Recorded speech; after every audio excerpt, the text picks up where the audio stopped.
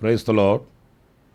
ప్రభు అయిన యేసుక్రీస్తు నామంలో మా హోసనా మినిస్ట్రీస్ తరపున మీ అందరికీ హృదయపూర్వకమైన వందనాలు తెలియపరుస్తున్నాను. ప్రభు మిమ్మల్ని ఆశీర్వదించి దీవించుగాక. ఈ పూట పరిశుద్ధ గ్రంథంలో నుండి ఒక చక్కటి మాట మనం చదువుదాము. యెషయా గ్రంథం 58వ అధ్యాయం 11వ వాక్యాన్ని నేను చదువుతున్నాను. యెహోవా నిన్ను నిత్యము నడిపించును, క్షామకాలమున ఆయన నిన్ను తృప్తిపరిచి నీ ఎముకలను బలపరుచును. నీవు నీరు కట్టిన తోటవలెను, ఎప్పుడును ఉబుకుచుండు నీటి ఓటవలెను ఉండెదవు. చూడండి, ఇక్కడ గొప్ప దీవెనకరమైన అనుభవం మనకి కనిపిస్తుంది. అది క్షామకాలమున ఆయన మనల్ని తృప్తిపరుస్తాడట, మన ఎముకలను బలపరుస్తాడట. మనం నీరు కట్టిన తోటవలెను, ఉబుకుచుండు ఓటవలెను మనం ఉంటాము అనేది మనం ఆలోచిస్తే ఈ ఆశీర్వాదం ఎప్పుడు కలుగుతుంది? ఈ నీటి ఓటవలె ఉండడం, తోటవలె ఉండడం, క్షామకాలమందు తృప్తిపరచబడడం, ఎముకలు బలపరచబడిన వారమై ఆరోగ్యకరంగా మనం బ్రతకడం, ఈ దీవెనలన్నీ ఆయన మనలను నడిపించినప్పుడు, అంతేగాని ఆయనకు దూరమైనప్పుడు కాదు. లేక ఈ లోకంలో మనకు బలము కలిగిన, ఆధిక్యత కలిగిన, సంపన్నత కలిగిన, సమృద్ధి కలిగిన వ్యక్తులుగా మనం ఉన్నప్పుడు కాదు. ఎప్పుడైతే ఆయన మనలను నడిపిస్తూ ఉంటాడో, ఆయన నడిపింపు క్రింద మనం ఎప్పుడైతే సాగుతూ ఉంటామో, ఆయన మనల్ని ఎప్పుడైతే ముందుగా నడిచి మనకు నడకను నేర్పి ఆయన మనల్ని నడిపిస్తూ ఉంటాడో, ఆనాడు మన ఆశీర్వాదం ఎలా ఉంటుందంటే, ఇదిగో మనం చదివిన ఈ రీతిగా మన దీవెన ఉంటుంది. కానీ ఈరోజు మన సొంత ఆలోచనలతో మనం నడిపించబడుతూ, మన సొంత జ్ఞానాన్ని మనం ఆధారం చేసుకొని ఈ దివ్యమైన దీవెనలకు మనం దూరం అయిపోతున్నాము అనేది వాస్తవమే అని మనం అంగీకరించాలి. కనుక ఆయన మనల్ని నడిపిస్తాడు. ఆయన నడిపించినప్పుడు ఇలాంటి దీవెనకరమైన, ఆశీర్వాదకరమైన బ్రతుకు మనం బ్రతకగలుగుతాము. మరొక మాట కూడా పరిశుద్ధ గ్రంథంలో మనం చదువుతామండి. కీర్తనల గ్రంథం 48వ కీర్తన 14వ చరణం మనం చదివినప్పుడు, ఈ దేవుడు సదాకాలము మనకు దేవుడై ఉన్నాడు, మరణము వరకు ఆయన మనలను నడిపించును. అంటే ఈ లోకంలో మనం బ్రతికినంతకాలం కూడా ఆయన మనల్ని నడిపిస్తాడట. అంటే అర్థం ఏంటి? ఈ లోకంలో మనం బ్రతికినంతకాలం మన క్షామకాలం మందు తృప్తిగా మనం బ్రతకగలుగుతాము, ఆరోగ్యకరంగా ఉండగలుగుతాము. ఒక తోట వలెను, ఒక ఊట వలెను మన బ్రతుకు ఉంటుంది. మన బ్రతుకు దినములన్నిట ఏదో కొంతకాలం నడిపించి, ఇంతకాలం తోడై ఉండి ఆ తర్వాత ఆయన అంతర్ధానమైపోయేవాడు కాదు. మనల్ని అనాథులుగా విడిచేవాడు కాదండి. మన బ్రతుకు దినములన్నిట మనల్ని ఆయన నడిపిస్తాడు. మనుషులు, కన్నవాళ్ళు, కొన్నవాళ్ళు, ఉన్నవాళ్ళు, వీళ్ళంతా కూడా కొంతకాలమే మనతో ఉంటారు, కొంతకాలమే మనతో సాగుతారు, కొంతకాలమే మనల్ని చేపట్టి నడిపిస్తారు. ఆ తర్వాత ప్రతి వ్యక్తి కూడా చేయి విడిచిపెట్టవలసిన వాళ్ళేనండి. కానీ జీవము కలిగిన, సర్వశక్తి కలిగిన దేవుడు ఉన్నాడు. ఆదియు అంతమై ఉన్నవాడు, అల్ఫా ఒమేగా, మొదటివాడు కడపటివాడు, ఆయన సజీవుడైన వాడు కనుక ఆయన మరణము వరకు మనల్ని నడిపిస్తాడు, అంతము వరకు మనకు తోడై ఉంటాడు. ఆయన నడిపించే నాయకునిగా ప్రత్యక్షమవుతాడు. ఆనాడు ఈ దీవెనకరమైన బ్రతుకు మనకు కలుగుతుంది. మీకు మరికొన్ని విషయాలు నేను మీతో చెప్తాను. ఆయన మనల్ని ఎలా నడిపిస్తాడు? నడిపించడం మంచిదే, కానీ ఎలా నడిపిస్తాడు? పరిశుద్ధ గ్రంథంలో యెషయా గ్రంథం 40వ అధ్యాయం 11వ వాక్యాన్ని నేను చదువుతున్నానండి. గొర్రెల కాపరి వలె ఆయన తన మందను మేపును, తన బాహువుతో గొర్రె పిల్లలను కూర్చి రొమ్మును ఆనించుకొని మోయును, పాలిచ్చు వాటిని ఆయన మెల్లగా నడిపించును. చూసారండి ఎంత అద్భుతమైన మాట. అంటే అంత శ్రద్ధ నిలిపి నడిపిస్తాడు ఆయన. ఏదో చొక్కా పట్టుకొని ఈడ్చుకుని వెళ్ళడం కాదు, లేక చేయి పట్టుకొని మనల్ని ఈడ్చుకొని వెళ్ళడం కాదు. ఇష్టమున్నా ఇష్టం లేకపోయినా కష్టమైనా నేను నడిపిస్తున్నాను కనుక మీరు శిరస్సు వంచవలసిందే అనే కష్టతరమైనటువంటి అనుభవాలలో కాదు సుమా. ఎంత అద్భుతమైన మాట మనం చదువుతున్నామో చూడండి.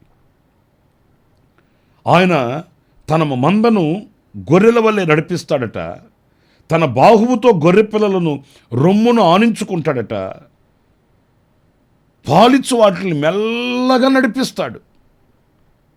ప్రియమైన దేవుని బిడ్డలారా, ఆ బాధ్యతతో కూడినటువంటి నడిపింపు మనకు ఉంటుంది. కొన్ని సందర్భాలలో మనం అనేకమైన విషయాల్లో తొందరపడుతుంటామండి. మనకు మనసు సంకుచితమైనది కదా. మనం ఆశించినవి అప్పుడే జరగాలని, మనం ఆశించినవి అప్పుడే చేరుకోవాలని, అందుకోవాలని, పొందుకోవాలని ఆరాటపడుతుంటాము. కానీ దేవునికి తెలుసు ఎప్పుడు, ఎక్కడ, ఎలా, ఏది మనకు అనుగ్రహించాలి, ఎప్పుడు మనల్ని ఆశీర్వాదకరమైనటువంటి మార్గంలో, తృప్తికరమైన అనుభవాలలో ఎలా తీసుకుని వెళ్ళాలి ఆయనకు తెలుసండి. మెల్లగా నడిపిస్తాడు. కొంతమంది ప్రార్థన చేయించుకోవడానికి వచ్చినప్పుడు అడుగుతుంటారు, మేము ఈ విషయంలో బయలుదేరి వెళుతున్నామండి, వాటి కొరకు ఆ కార్యం సఫలమయ్యేటట్లు ప్రార్థన చేయండి అని చెప్తుంటారు అమాయకంగా. ఈ కార్యాన్ని ప్రభువుకు అప్పగిస్తున్నాము, ఆయన చిత్తానుసారంగా ఇది జరిగేటట్లు ప్రార్థన చేయండి అని కోరుకోరండి. మేము వెళ్ళిపోతున్నాం, మేము వెళ్తున్నాం, బయలుదేరుతున్నాం, మేము ఆ కార్యం సఫలమైపోయేటట్లు ప్రార్థన చేయండి అంటుంటారు. ప్రియులారా, ఇది అమాయకత్వం. ఆయన మనల్ని మెల్లగా నడిపించే ఆ మార్గంలో ఉన్న రమ్యకరమైన బ్రతుకుని అది రుచి చూచిన వాళ్ళే చెప్పగలుగుతారండి. క్రమక్రమముగా వర్ధిల్లిన అనుభవాలలో ఉన్న విశ్రాంతి, ప్రశాంతత ఒక్క రాత్రిలో ధనవంతులైపోవడం కాదండి, ఒక్క రాత్రిలో మనం ఐశ్వర్యవంతులమైపోవడం కాదండి, లేదా కొద్ది కాలంలోనే ఉన్నత గొప్ప స్థితికి వచ్చేయడం కాదండి. అనుభవపూర్వకమైన మార్గాలలో కుడికైనను ఎడమకైనను తొలగక దేవుడు మనల్ని హెచ్చించే అంతవరకు కాచుకొని ఉండి, ఆయన మనకు నేర్పించే పాఠాలలో మనము ఆ పాఠాలు నేర్చుకొని ఒక అనుభవపూర్వకమైన మార్గాలలో ఉన్నత స్థితికి వచ్చిన వాళ్ళ అనుభవాలు వేరుగా ఉంటాయండి. అది తెలియక,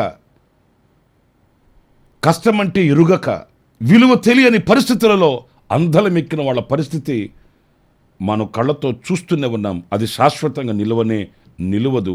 కనుక ఏ కాలికి దెబ్బ తగలకుండా, ఎక్కడ మన పాదాలు జారిపోకుండా ఆయన మనల్ని తన రొమ్మును ఆనించుకొని ఆయన మనల్ని మెల్లగా నడిపిస్తాడట. ఏనాడు కూడా చేయి విడవక ఆయన నడిపించే నాయకుడైన ప్రభువు అనేది ఈ వాక్యంలో మనం గమనిస్తూ ఉన్నాం. ఇక రెండవ విషయానికి వస్తే, పరిశుద్ధ గ్రంథంలో యెషయా గ్రంథం 49వ అధ్యాయం 10వ వాక్యం నేను చదువుతున్నాను. వారి యందు కరుణించువాడు వారిని తోడుకొని పోవచ్చు, నీటి బుగ్గల యొద్ద వారిని నడిపించును. కాబట్టి వారికి ఆకలైనను దప్పిక అయినను కలుగదు, ఎండమావులైనను ఎండయైనను వారికి తగలదు. పురులారా, ఎంత ఆశీర్వాదకరమైన మాట. ఆయన మనల్ని ఎలా నడిపిస్తాడు అనంటే, నీటి బుగ్గల యొద్ద ఆయన మనల్ని నడిపిస్తాడట. తత్ఫలితంగా ఆకలైనను దప్పిక అయినను ఉండదట, ఎండయైనను ఎండమావులైనను తగలవట. ఎంత సురక్షితమైన జీవితమో చూడండి. ప్రియులారా, ఆ నీటి బుగ్గల యొద్ద నడిపించబడే అనుభవం ఎలా ఉంటుందంటే, అది ఒక సమృద్ధి అయినటువంటి బ్రతుకండి, సమృద్ధికరమైన బ్రతుకండి. ఆకలి చావులు చావడం కాదు, దప్పికతో అల్లాడిపోవడం కాదు, కష్టతరంగా జీవితాన్ని భారంగా ఈడ్చుకొని వెళ్ళడం కాదు. నేను అనకూడదు, కానీ కొంతమంది రాత్రి బహళ్ళు కష్టపడుతూ శ్రమపడుతూ రెక్కల ముక్కలు చేస్తుంటారండి, కానీ తగు సంపాదన చేతికి రాదు. ఏదో అలసట నొందుతూ, అలసిపోతూ, అసంతృప్తి కలిగి, ఏదో ఒక కష్టమైన బ్రతుకు భుజముల మీద మోస్తున్నట్లుగా ప్రయాసపడుతుంటారు. ఎందుకంటే అది దేవుని ఆలోచనానుసారంగా నడిపించబడే మార్గం కాదు గనుక, దేవుని చిత్తానుసారంగా నడిపించబడుతున్న అనుభవాలు కాదు గనుక, అలాంటి కష్టతరమైన అనుభవాలు వాళ్ళు రుచి చూస్తూ ఉంటారు. పిల్లలారా, ఈ సందర్భాన్ని నేను మీతో చెప్పగలిగింది, ఆయన చేతికి మీరు అప్పగించుకొని ఆయన చేత మీరు నడిపించబడుతూ ఉన్నవారైతే నీటి బొగ్గల యొద్ద నడిపించబడుతున్న సమృద్ధి మీరు అనుభవించగలుగుతారండి.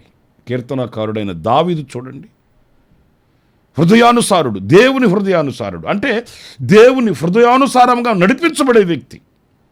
దేవుడు ఆయనను ఎలా నడిపిస్తే అలా ఆయనతో నడుస్తున్న వ్యక్తి.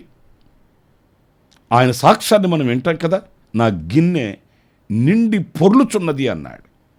ఎంత సమృద్ధి అయిన బ్రతుకో చూడండి, ఎంత సమృద్ధికరమైన జీవితమో చూడండి.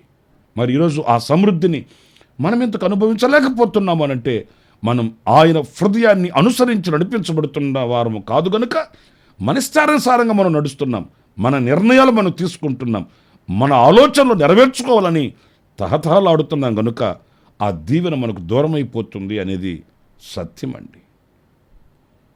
ఎండ అయినను ఎండమావులైనను వారికి తగలదట. ఎండమావులు అంటే అర్థం ఏంటి? దూరం నుంచి చూసినప్పుడు అక్కడ నీటి ఊట కనబడుతున్నట్లుగా కనబడుతుంది, అక్కడికి వెళితే అక్కడ ఏముండదండి. దూరం నుంచి చూసినప్పుడు సమృద్ధి అయిన నీటి మడుగులు అక్కడ ఉన్నట్లుగా కనబడుతుందండి. ఈరోజు చాలా సందర్భాల్లో మనం కూడా ఈ పని చేస్తే సమృద్ధి కలుగుతుంది, ఆ పని చేస్తే సమృద్ధి కలుగుతుంది, ఇందులో దీవెన ఉన్నది, అందులో దీవెన ఉన్నది అని పరుగులు తీస్తుంటాము. అక్కడికి వెళితే ఏముండదండి. ఎన్ని విషయాలలో మనం మోసపోతుంటాము, ఎన్ని విషయాలలో నిరాశ నిస్పృహల మధ్య తిరిగి వస్తుంటాము. ఆయన చేత నడిపించబడుతున్న వాళ్ళు అలా మోసపరచబడరండి. ఎండ అయినను ఎండమావులైనను వాళ్ళకి తగలవట. ఒక శ్రేష్టమైన జీవితపు అనుభవాలు ఆయన నడిపింపులో మనకు కలుగుతాయి. పిల్లారా, మనమైన మన కుటుంబాలైన సమృద్ధితో విశ్రాంతిగా ప్రశాంతంగా బ్రతకాలంటే మనం ఆయనకు అప్పగించుకొని ఆయన చేత మనం నడిపించబడాలండి. ఇంకొక చిన్న విషయం కూడా నేను మీకు జ్ఞాపకం చేస్తాను. యోహాను సువార్త 16వ అధ్యాయం 13వ వాక్యం మనం గమనిస్తే, సత్యస్వరూపి అయిన ఆత్మ వచ్చినప్పుడు మిమ్మును సర్వసత్యములోనికి నడిపించును. పరిశుద్ధాత్మ ద్వారా ఆయన మనల్ని సర్వసత్యములోనికి నడిపిస్తాడట. అంటే ఆధ్యాత్మికమైన వృద్ధిలోనికి నడిపిస్తాడు. మనం ప్రభువుని నమ్ముకున్నాము, ఆయన మాటను అంగీకరించాము, ఆయన మాటయే సత్యం, మన ప్రభువే సత్యం. అంత మాత్రమే కాకుండా పరిశుద్ధాత్మ వలన సర్వసత్యములోనికి, అంటే ఒక అభివృద్ధి పదములోనికి ఆధ్యాత్మికంగా ఆయన మనల్ని నడిపిస్తాడు. కొంతమంది ఆధ్యాత్మికమైన వృద్ధిలోకి రారండి. రక్షించబడ్డాను, బాప్తిసం పొందాను, అయిపోయింది. అంతేగాని ఆ ఆధ్యాత్మికమైన వాటిల్లో అభివృద్ధి పొందుతూ విశ్వాసములో నుంచి అధిక విశ్వాసములోనికి, పరిశుద్ధతలో నుంచి అధిక పరిశుద్ధతలోనికి, క్రీస్తుకు కలిగిన సమానమైన సంపూర్ణతకి ఎదగడానికి ఇష్టపడరండి. క్రైస్తవ కుటుంబం అని పేరు పెట్టుకుంటారు, అయిపోయింది. ఇక వీలైతే ఆదివారం ఆరాధనకి వెళ్ళొస్తాను అని చెప్తారు, ఇక అంతే. అంతకు మించిన అభివృద్ధి ఏమాత్రం కూడా కనిపించదండి. కానీ ప్రభు మనల్ని నడిపిస్తే అలా కాదు, సర్వసత్యంలోనికి మనం నడవగలుగుతాము. ఆ సర్వసత్యములో ఉన్నటువంటి ఆశీర్వాదాన్ని మనం పొందుకోగలుగుతాము. సర్వసత్యములో క్రీస్తుతో అంటు కట్టబడి మనం సమృద్ధిగా ఆధ్యాత్మికంగా బలపరచబడతాము. ప్రభు కొరకై సాక్షిగా నడిపించబడుతూ క్రీస్తు యొక్క ఆగమనమునకు మనం సిద్ధపరచబడగలుగుతామండి. పరిశుద్ధాత్మ ద్వారా ఈ సర్వసత్యములోనికి మనం నడిపించబడ్డప్పుడు మనం సంపూర్ణత వైపు సాగి వెళ్ళి మనం క్రీస్తుతో కూడా జీవించడానికి కావలసిన అర్హతని కూడా మనం పొందుకోగలుగుతాము. కనుక నా ప్రియమైన సహోదరులారా, ఈరోజు మనం ఎలా నడిపించబడుతున్నాము, ఎవరి చేత నడిపించబడుతున్నాము? ఒక్క ప్రశ్న వేసుకుంటే, ఆయన చేత మనం నడిపించబడితే 3 విషయాలను మీతో చెప్తూ వచ్చాను. ఆయన మనల్ని ఎలా నడిపిస్తాడు అనంటే, మొదటిగా ఆయన మనల్ని మెల్లగా నడిపిస్తాడట. రెండవది, నీటి బుగ్గల యొద్ద ఆయన మనల్ని నడిపిస్తాడట. మూడవది, సర్వసత్యంలోనికి ఆయన మనల్ని నడిపిస్తాడు అనేది ఈ వాక్యంలో మనం గమనించాము. కనుక మనల్ని మనం ఆయనకు అప్పగించుకుందాము. ఆయన మనల్ని నడిపించాలని కోరుకొని మనం ఆపాదమస్తకం ఆయనకు అంకితం చేసుకుందాం. కృపా సత్య సంపూర్ణుడ జీవాధిపతి అయిన ప్రభువా, మీకు వందనాలు చెల్లిస్తున్నాను. నైనా మేము లోకము చేత నడిపించబడడం కాదు, మనుషుల చేత నడిపించబడడం కాదు, మీ చేత మేము నడిపించబడాలి. మీరు మెల్లగా నడిపించు దేవుడువని, నీటి బుగ్గల యొద్ద నడిపించు దేవుడువని, సర్వసత్యంలోనికి నడిపించు దేవుడువని మేము ధ్యానిస్తూ వచ్చాము. ఆ రీతిగా మేము నడిపించబడి మీ ఆగమనమునకు సిద్ధపరచబడిన వారమై మీతో మేము ఏకమగుటకు సహాయం చేయమని ఆశ్చర్యకరమైన మీ హస్తానికి, మీ నడిపింపుకు మమ్మల్ని ఒక్కొక్కరిని అప్పగించుకుంటూ యేసు ప్రశస్త నామములో ప్రార్థన చేసి వేడుకొనుచున్నాను తండ్రి. Amen, amen. ప్రభు మిమ్మల్ని ఆశీర్వదించి దీవించునుగాక. విశేషమైన కృప ఈ దినమంతా నా దేవుడు మీకు ప్రసాదించుగాక. ఆమెన్. ప్రతి దినము ఈ అనుదిన కృపాను సందేశాల కొరకు, ఇంకా మరిన్ని ఆత్మ సంబంధమైన సందేశాల కొరకు ఈ మా యూట్యూబ్ ఛానల్ ని సబ్స్క్రైబ్ చేసుకోండి. Pastor Ramesh ministries.